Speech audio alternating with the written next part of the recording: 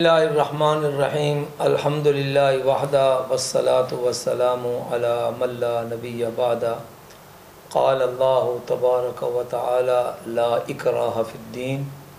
وقال اللہ تبارک و تعالی لکم دینکم ولی دین صدق اللہ العظیم۔ حضرات محترم، اس وقت جڑاوالا تحصیل ضلع فیصل آباد میں جو ایک روح فرسا واقعہ رونما ہوا ہے، اس پر یقیناً مسلمان قوم اور عیسائی قوم دونوں ہی شرمندہ ہوں گے، کیونکہ سب سے پہلے ایک سوچی سمجھی سازش کے تحت قرآن پاک کی توہین کی گئی، اس میں بزرگوں کے نام لکھ کر ان کی توہین کی گئی، اور پھر اس کے بعد انتظامیہ کو اطلاع کی گئی۔ جیسا کہ سننے میں آیا ہے کہ وہاں کے اے سی صاحب وہ بھی چونکہ عیسائی قوم سے تعلق رکھتے تھے، تو بجائے اس کے کہ وہ ملزمان کو جنہوں نے قرآن پاک کی توہین کی تھی ان کو قانون کے حوالے کرتے، انہوں نے اس میں کچھ نرمی کرنے کی کوشش کی، جس سے مسلمان جو ہے وہ طیش میں آ گئے۔ قبل ازیں چونکہ سویڈن میں واقعہ ہو چکا تھا، شاید مسلمانوں کے ذہنوں میں یہ بھی ایک چیز ہو، تو قابو اپنے جذبات پر قابو نہ رکھتے ہوئے انہوں نے بلا وجہ ایک نہیں متعدد گرجے ان کو آگ لگائی، ان کی توہین کی، ان کی عمارت کو گرا کر سڑک پر ان کی توہین کی، پھر کوئی درجنوں عیسائیوں کے گھر اور ان کو نظر آتش کیا گیا، ان کا مال لوٹا گیا۔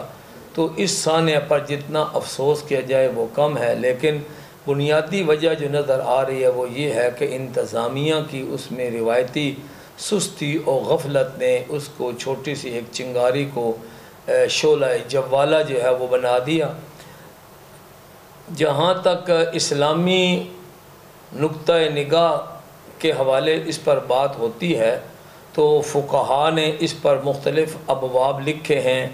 صحابہ کرام، خلفائے راشدین، خود نبی کریم صلی اللہ علیہ وسلم کے معاہدات ہیں غیر مسلموں کے بارے میں۔ ایک معاہدہ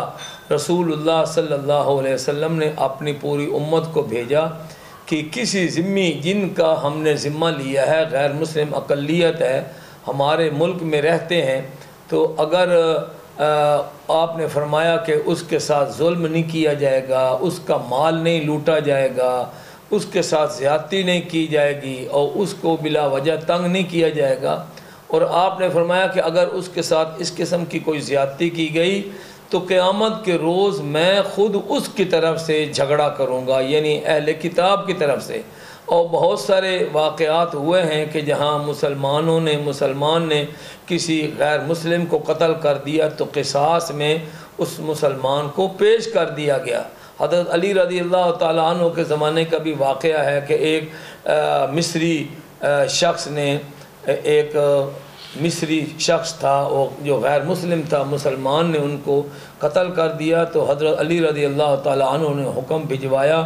کہ قاتل کو مقتول کے خاندان کے حوالے کیا جائے، وہ چاہے تو اس سے دیت لے لیں اور چاہے تو وہ اس کا قصاص کر لیں۔ لیکن وہ خاندان جو ہے انہوں نے دیت پر اکتفا کیا۔ حضرت علی رضی اللہ تعالیٰ عنہ نے یہ بھی فرمایا کہ ہو سکتا ہے ہمارے مسلمانوں نے تمہیں ڈرایا دھمکایا ہو۔ انہوں نے کہا نہیں، ایسی کوئی بات نہیں تھی، ہم نے تو یہ سوچا کہ ہمارا بھائی تو قتل ہو ہی چکا ہے، مسلمان کے قتل کرنے سے ہمارے بھائی نے تو واپس نہیں آنا، چلو یہ جو دیت ملے گی اس سے ہمارے جو یتیم بھتیجے ہیں ان کے خاندان کی کفالت ہو جائے گی۔ بہرحال جو حقوق ہیں ان کے معاملے میں مسلمان اور جو ذمی کافر ہے وہ حقوق کے معاملے میں وہ بالکل برابر سرابر ہے، اور سزاؤں کے میں بھی برابر سرابر ہے۔ اس وجہ سے قرآن پاک کا یہ بھی ایک اصول ہے، وَلَا تَزِرُ وَازِرَةٌ وِزْرَ أُخْرَىٰ، ایک کا بوجھ دوسرا کوئی نہیں اٹھائے گا۔ تو اگر دو لڑکوں نے یا ان کے والدین نے کسی نے بھی قرآن پاک کی توہین کی ہے، اس کا یہ طریقہ نہیں تھا کہ ہم خود قانون کو اپنے ہاتھ میں لیں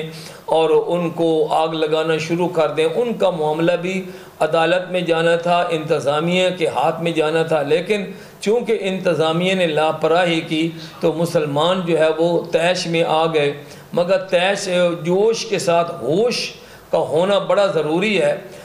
وہ انہوں نے جو حد سے تجاوز کیا، ظاہر بات ہے گرجا جو ہے وہ تو اینٹ گارے کا اور لوہے کا لکڑی کا بنا ہوا ہے، اس نے تو کوئی گناہ نہیں کیا گرجے نے، یا مسجد کا کوئی گناہ نہیں ہوتا، وہ تو اللہ کی عبادت کے لیے ہی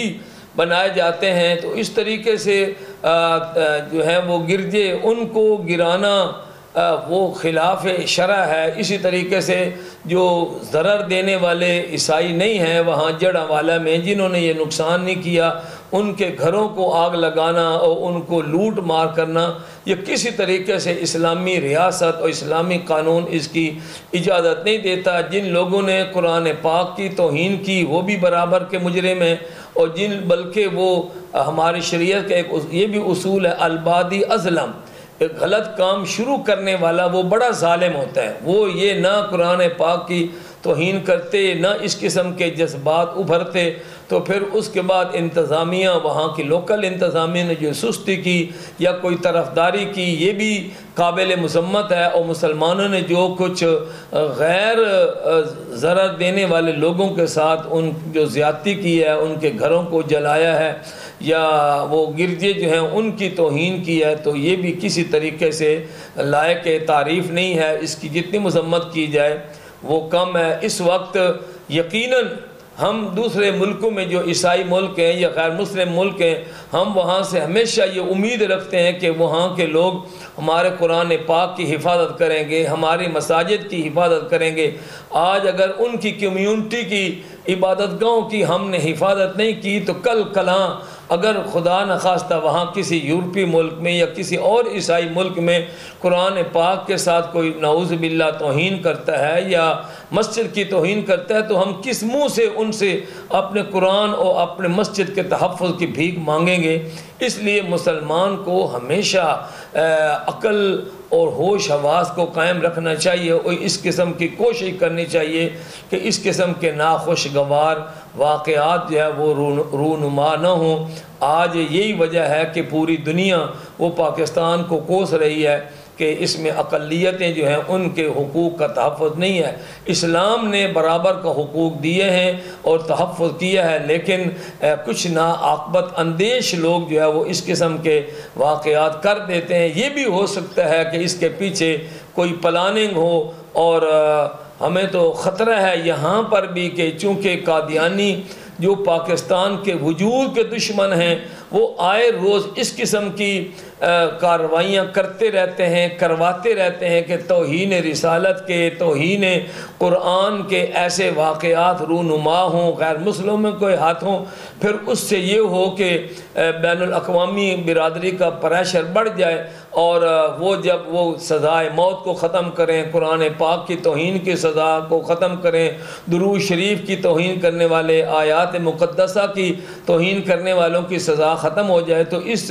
کے در پردہ یہ ہوگا کہ قادیانی جو صبح شام پاکستان کے آئین کی، قانون کی دھجیاں بکھیرتے ہیں، وہ امتناع قادیانیت آرڈیننس کی جو دھجیاں اڑاتے ہیں، تو ان کی کوشش یہ ہے کہ یہ توہین رسالت، توہین انبیاء، توہین الہ، توہین مقدسات، اس کی سزا جو کڑی سزا مقرر ہو چکی ہے وہ ختم ہو، تاکہ ہمیں بھی کھل کر کھیلنے کا جو ہے وہ موقع مل جائے۔ تو مسلمانوں کو بھی ہمیشہ ہوشیار اور چکنا رہنا چاہیے کہ دشمن کی کوئی سازش جو ہے وہ کامیاب نہ ہونے پائے، اور اس پر جو ہے نا اپنے انتظامیہ سے بھی کہیں گے، وفاقی صوبائی حکومت سے بھی کہیں گے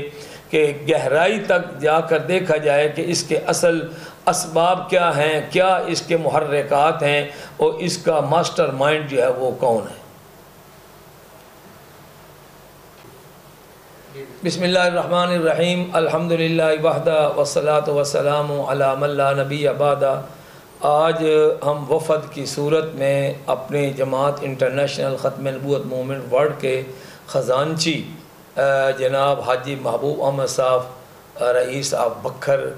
کی رہائش گاہ پر پہنچے، چونکہ حاجی صاحب بیرون کا سفر 7 مہینے کا تبلیغی جماعت کے ساتھ وہ کر کے آئے ہیں، خصوصاً